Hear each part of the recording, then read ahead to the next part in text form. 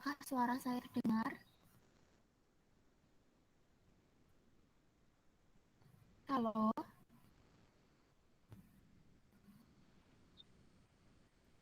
Terdengar. terdengar ya. Baik, kita mulai saja diskusi pada pagi hari ini. Assalamualaikum warahmatullahi wabarakatuh. Selamat pagi semuanya. Yang terhormat, Ibu Waalaikumsalam Waalaikumsalam warahmatullahi wabarakatuh. yang terhormat Bu Suryarianti selaku dosen pengampu mata kuliah Psikologi Pendidikan dan teman-teman semua. Puji syukur kita panjatkan kepada Tuhan Yang Maha Esa atas rahmat yang telah diberikan sehingga kita bisa hadir. Oh, suaranya kecil ya. Kalau gini? Iya Kak, suaranya kecil. Masih kecil. Masih.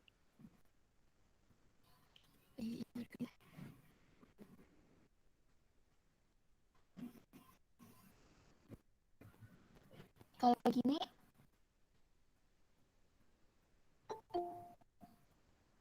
Masih kecil juga.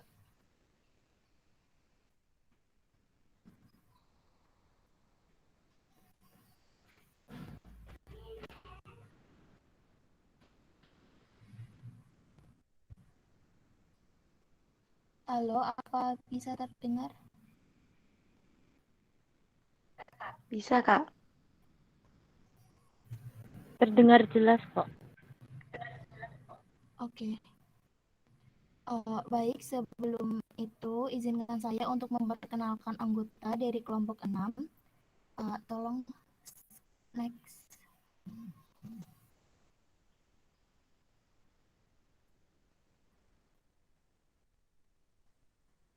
Anggota yang pertama adalah Anis, Ma'rwah Husnul Khatimah, yang kedua adalah Leopendo, yang ketiga adalah Yazis, yang keempat adalah Tisip Priyadi, yang kelima adalah saya sendiri, Kawita Abila, yang keenam adalah Muhammad Wahyu Prasetyo. Next. Oke, dalam diskusi nanti akan ada beberapa sesi. Yang pertama adalah sesi materi, yang kedua adalah sesi tanya jawab, dan yang ketiga adalah sesi quiz. Next. Baik, kita mulai saja dengan penjelasan singkat di sesi materi. Apa itu teori belajar behavioristik dan apa saja teori-teori belajar behavioristik itu? Next. Teori belajar behavioristik adalah teori belajar yang mengubah atau membentuk tingkah laku manusia sebagai akibat adanya stimulus dan respon. Teori ini muncul pada masa revolusi industri. Prinsip behavioristik terdiri dari reinforcement, punishment, kesegaran penguatan, dan jadwal penguatan. Next. Adapun teori-teori belajar behavioristik yang dikemukakan oleh beberapa tokoh, yang pertama adalah classical conditioning oleh Ivan P. Pavlov, yang kedua adalah modeling dan observing learning oleh Albert Bandura, yang ketiga adalah koneksionisme oleh Edward L. Thorndike, yang keempat adalah operant conditioning oleh Bruce F. Skinner. Next. Oke, masuk ke sesi yang kedua, yaitu sesi menjawab pertanyaan-pertanyaan yang sudah diberikan oleh teman-teman. Pertanyaan pertama dari kelompok 1 dari Rika Anggreni dengan NIM 71014200139. Izin bertanya, dalam teori classical conditioning dijelaskan bahwa perangsang asli atau netral dipasangkan dengan stimulus sehingga memunculkan reaksi dan memunculkan reaksi. Dari yang sudah dijelaskan, jika perangsang tidak dipasangkan dengan stimulus, apa anggapan kelompok kalian? Apakah yang terjadi? Bagaimana solusinya? Dan bagaimana sikap pendidik dalam mengontrol hal tersebut? Oke. Untuk pertanyaan dari kelompok 1 akan dijawab oleh Kak Anis. Kepada Kak Anis, dipersilahkan. Baik, saya Anis Marfuah Husnul Khotimah, NIM 21014, akan menjawab pertanyaan dari Saudari Rika Anggreni. Jawabannya itu, jika perangsang tidak dipasangkan dengan stimulus, maka tidak memunculkan reaksi. Bagaimana solusinya dari hal tersebut? Solusinya adalah memberikan stimulus atau rangsangan. Rangsangan inilah yang akan memunculkan reaksi. Contoh sebagai rangsangan stimulus, guru memberikan pertanyaan. Sebagai bentuk reaksinya, anak mulai berpikir untuk memberikan sebuah jawaban. Nah, jawaban inilah yang dianggap sebagai respon. Dalam hal ini dapat dikatakan sebagai belajar. Nah, untuk sikapnya harus sabar dalam mengontrol hal tersebut karena prosesnya juga tidak berjalan secara instan. Terima kasih.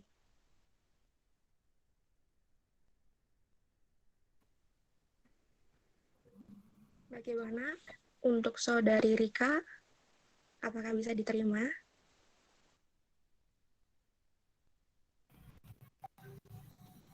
Untuk Rika Anggri ini, apakah masih ada yang ditanyakan? Apakah sudah jelas? Baik. Apakah teman-teman ada yang ingin menambah atau menyanggah?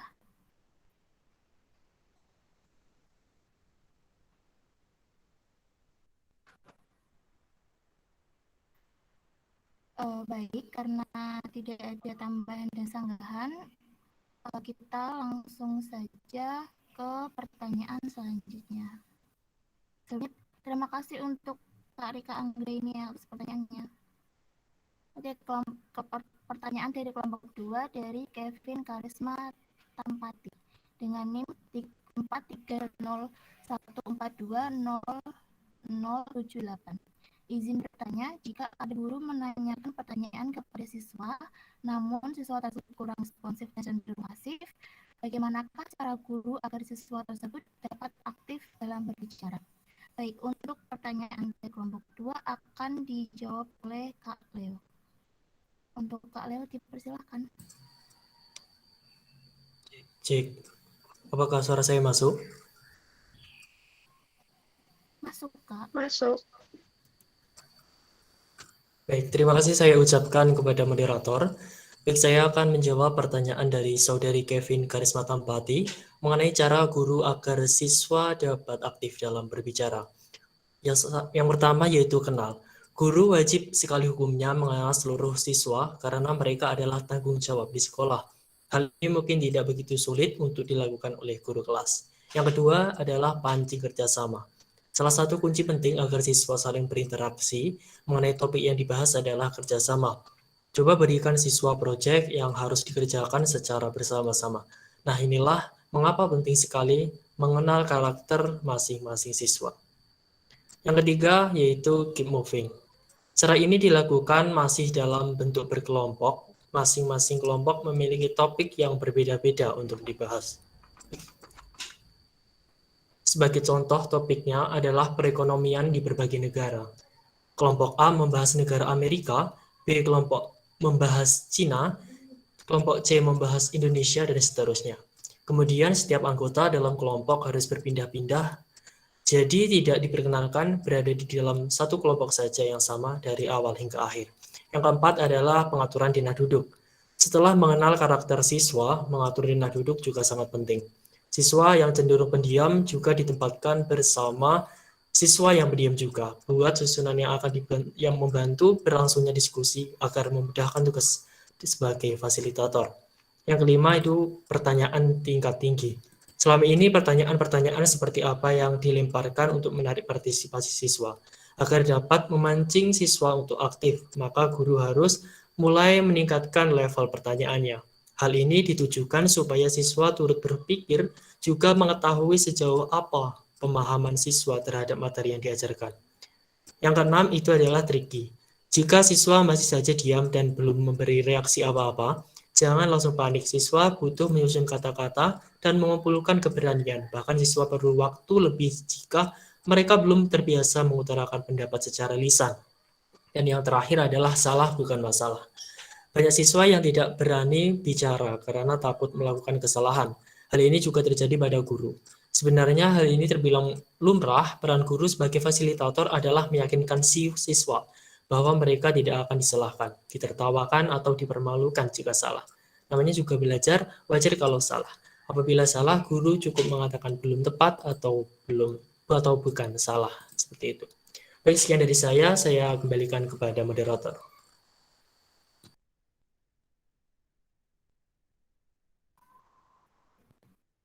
Baik Kak Leo, terima kasih atas jawabannya. Untuk Kak Kevin, apakah jawaban dari Kak Leo sudah jelas atau masih ada yang ingin ditanyakan?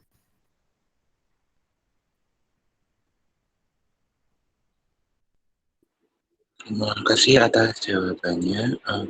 Saya izin bertanya lagi. Tadi disebutkan bahwa guru harus mengenal karakter dari siswa tersebut.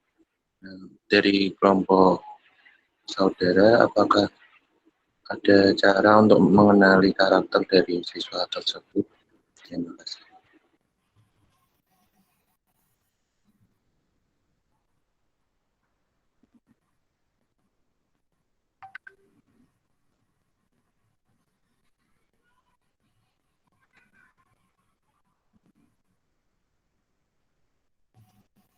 Kak Leo, silakan menjawab.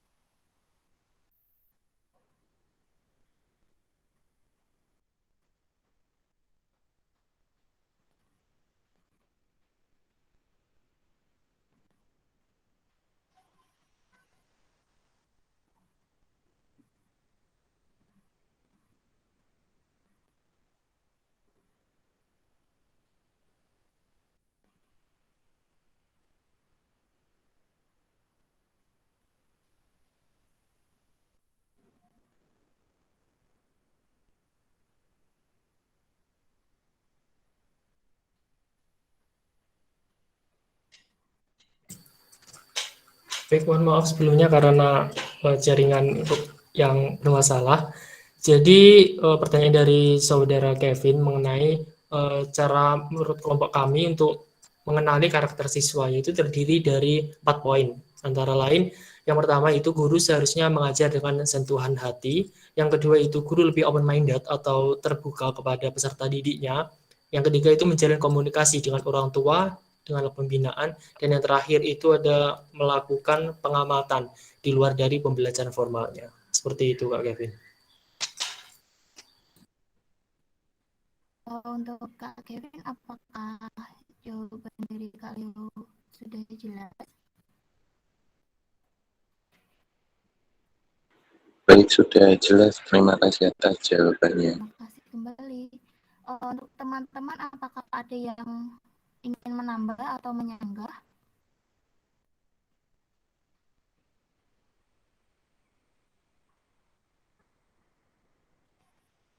Baik, karena tidak ada tambahan dan juga tambahan, kita lanjut saja ke pertanyaan selanjutnya.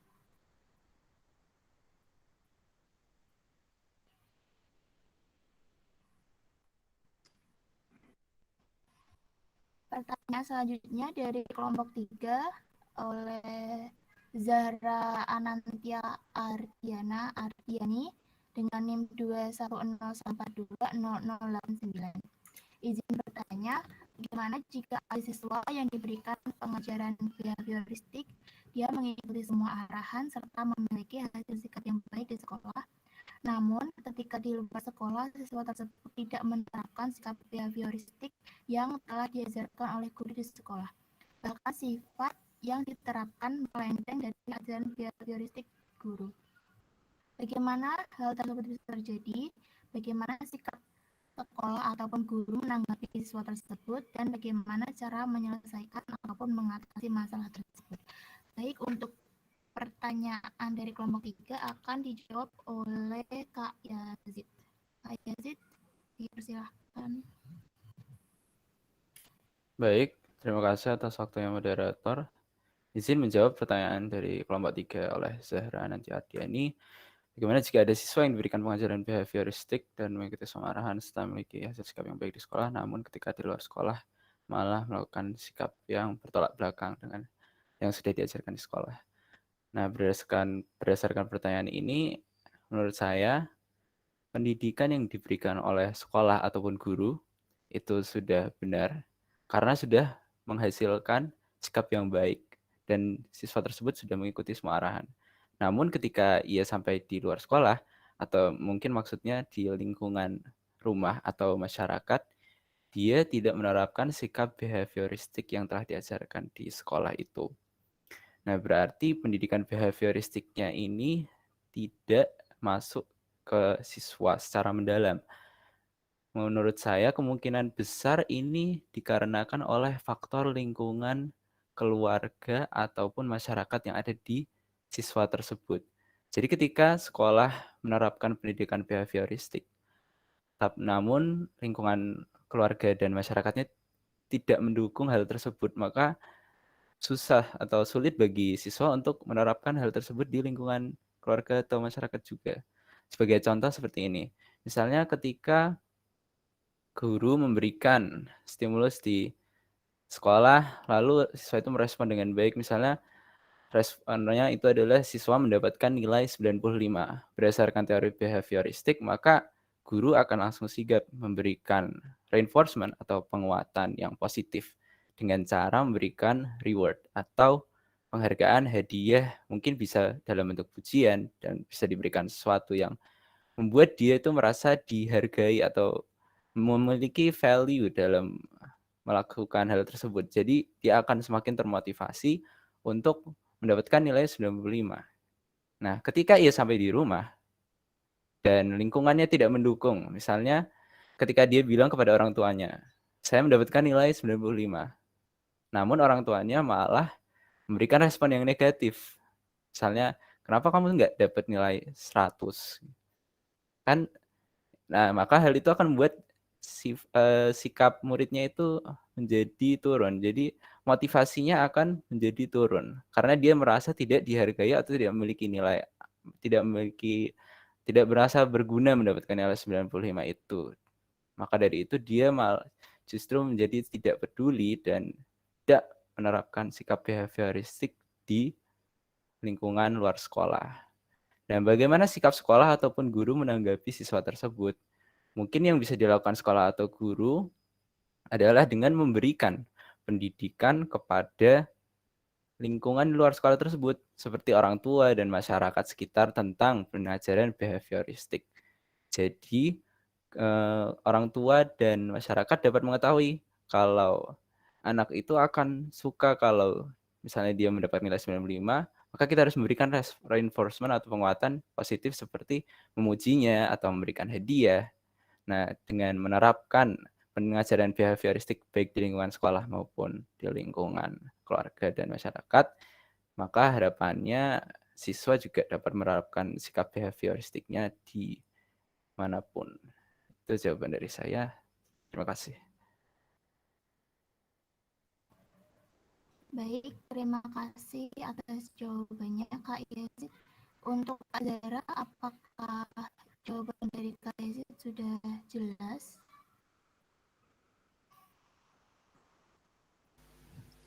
Baik, kalau saya sendiri sudah jelas, sudah sangat jelas. Terima kasih atas jawabannya. Terima kasih kembali. Untuk teman-teman, apakah ada yang ingin menambah atau menyanggah?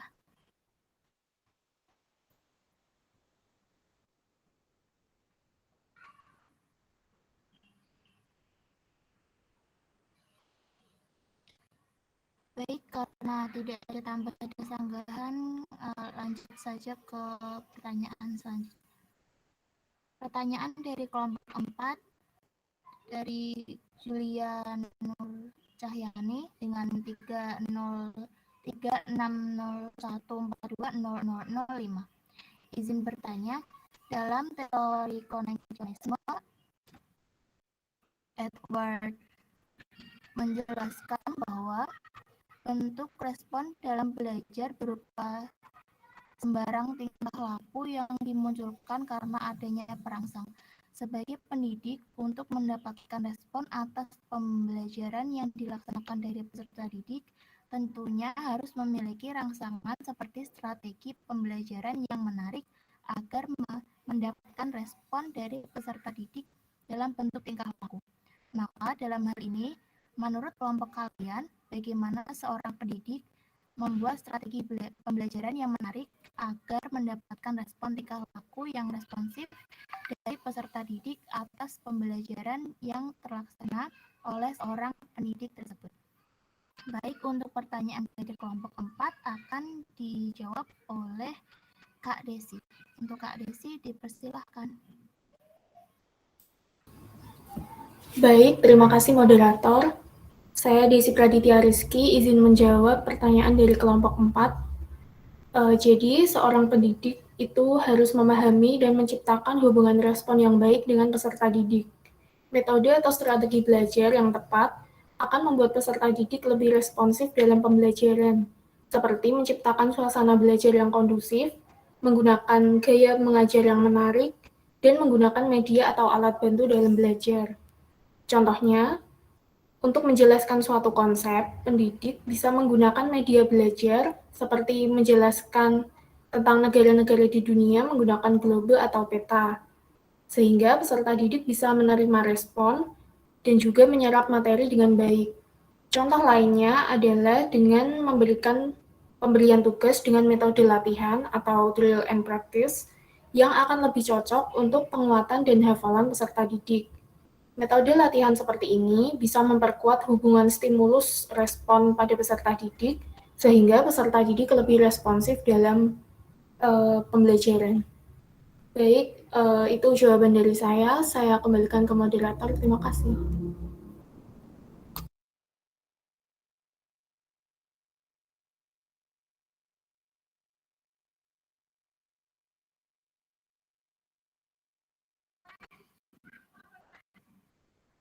Terima kasih.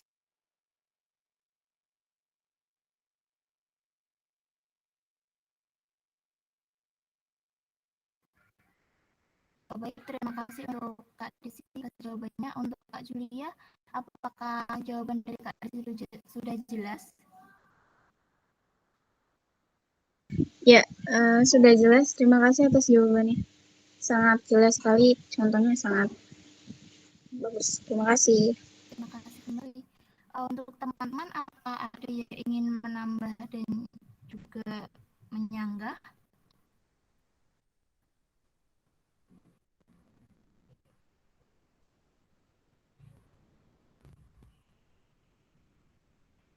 Baik, karena tidak ada tambahan dan sanggahan, lanjut saja ke pertanyaan selanjutnya.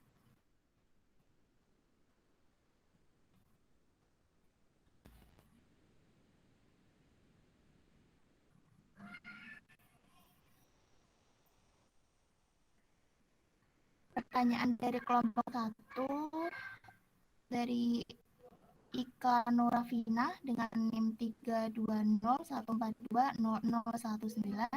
Izin bertanya, pada teori Albert Bandura terdapat faktor yang mempengaruhi modeling dan observasi pembelajaran, terutama pada faktor reproduksi motorik. Apa yang dimaksud umpan balik, seperti apa bentuk dan contohnya, serta bagaimana pendidik merespon faktor tersebut. Baik, untuk pertanyaan dari kelompok 1 akan dijawab oleh Kak Wahyu. Kak Wahyu, dipersilahkan. Terima kasih, moderator.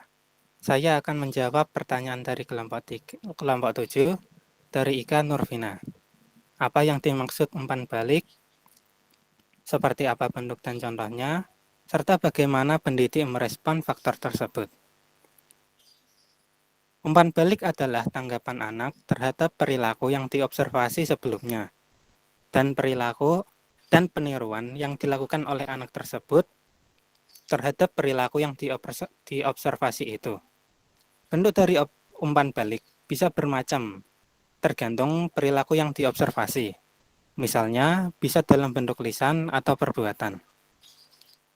Contoh umpan balik misalnya adalah peniruan peserta didik terhadap cara bicara guru. Pendidik bisa merespon dengan terus memberikan contoh perilaku yang baik, menyemangati dan memotivasi peserta didik, serta memberikan saran dan masukan kepada peserta didik tersebut. Sekian dari saya, terima kasih.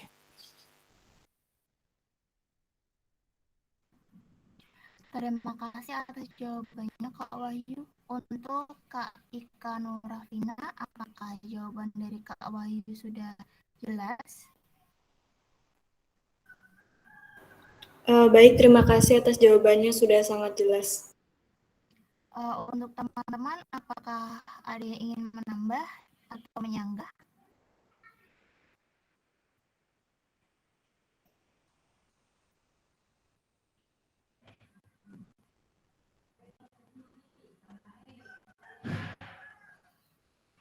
Karena tidak ada tambahan dan sanggahan, kita langsung saja ke pertanyaan selanjutnya.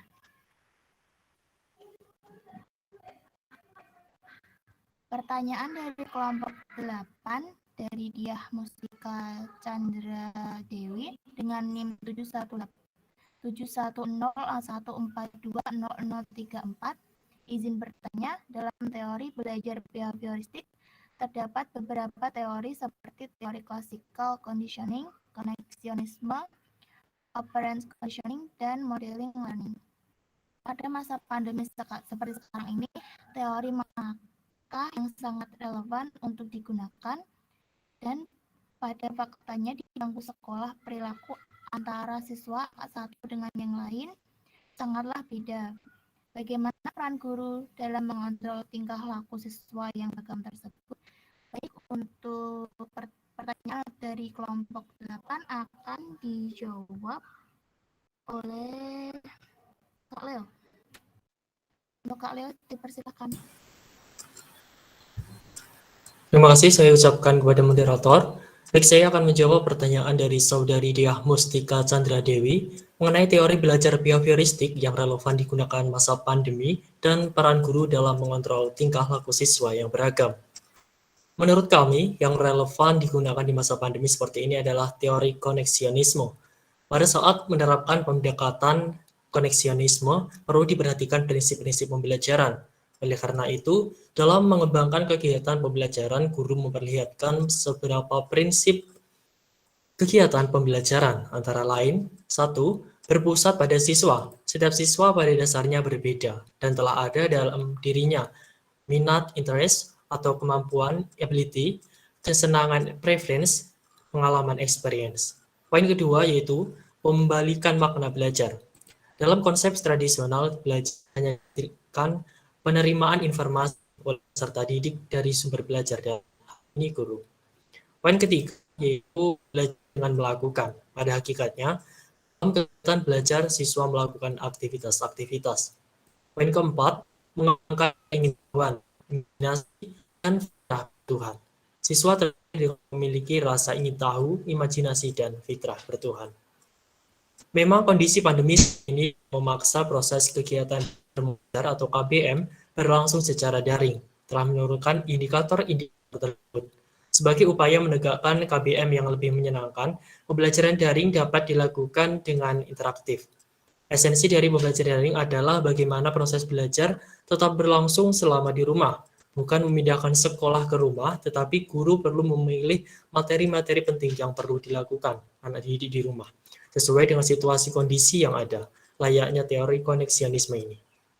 Selanjutnya, untuk pertanyaan kedua, yaitu peran guru dalam mengontrol tingkah laku siswa yang beragam. Ada 4 strategi dasar yang dapat dilakukan, yaitu 1. Mengidentifikasi serta menetapkan tingkah laku dan kepribadian anak didik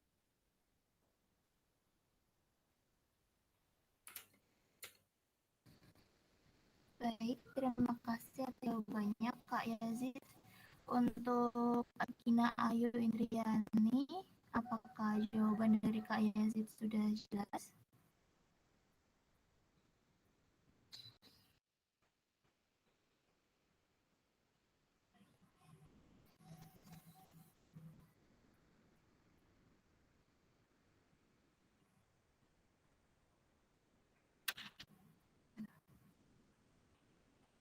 Untuk teman-teman, apakah ada yang ingin menambah atau menyanggah?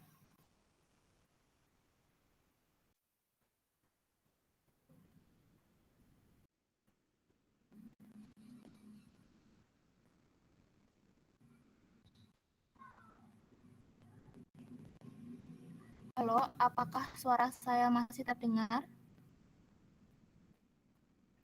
Masih. Terdengar. Karena tidak ada tambahan dan sanggahan, kita lanjut saja ke pertanyaan selanjutnya. Pertanyaan dari kelompok 10 dari Dania Dwi Septiani dengan NIM 7101420227. Izin bertanya, melalui materi disebutkan bahwa hukuman dimaksudkan untuk memperlemah atau meniadakan perilaku tertentu dengan cara menggunakan kegiatan yang tidak diinginkan. Lalu bagaimana jika hukuman ini terjadi pada anak yang memiliki sentimental dan temperamen tinggi? Apakah hukuman akan berjalan efektif? Lalu apakah solusi yang cukup tepat untuk mengatasinya? Baik, untuk pertanyaan dari kelompok 10 akan dijawab oleh Kak Wahyu. Untuk Kak Wahyu dipersilahkan. Baik, moderator, saya akan menjawab pertanyaan dari kelompok 10 tentang bagaimana jika hukuman itu terjadi pada anak yang memiliki sentimental dan temperamen tinggi, apakah hukuman akan berjalan efektif? Lalu bagaimanakah solusi yang cukup tepat untuk mengatasinya? Hukuman yang diberikan pastinya disesuaikan dengan pelanggaran yang dilakukan oleh anak tersebut. Dan hukuman harus diberikan secara adil kepada siapapun yang melakukan pelanggaran. Jadi, meskipun anak tersebut sentimental dan memiliki temperamen tinggi, hukuman tetap akan diberikan. Untuk masalah keefektifan dari hukuman tersebut pastinya baru bisa dilihat setelah hukuman tersebut diberikan. Tetapi, hukuman yang diberikan pastinya disesuaikan agar bisa memberikan efek jera kepada anak. Lalu, solusi yang bisa dilakukan oleh pendidik adalah dengan melakukan pendekatan kepada anak tersebut dan memberitahu bahwa apa yang ia perbuat adalah sesuatu yang tidak seharusnya dilakukan. Dan itu adalah perbuatan yang tidak baik. Serta memberitahu juga bahwa ia tidak akan mendapatkan hukuman jika ia tidak melakukan hal tersebut. Mungkin itu dari saya. Saya kembalikan ke moderator.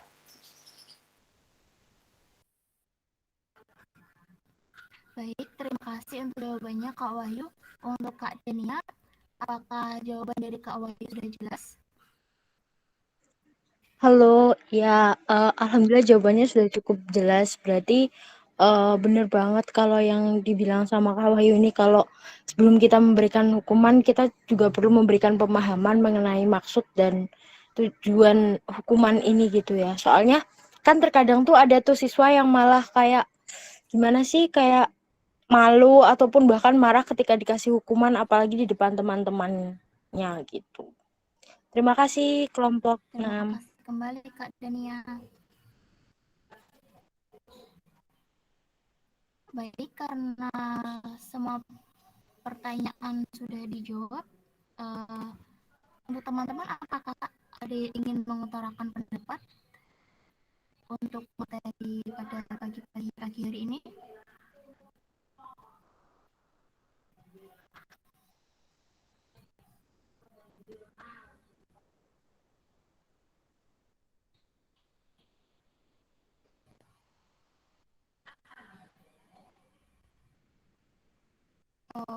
Sepertinya tidak ada.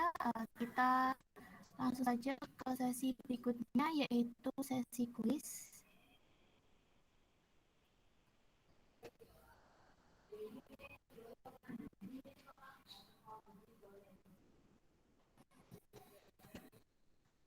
Baik, untuk link kuisnya sudah ada di chat box, bisa dibuka sekarang.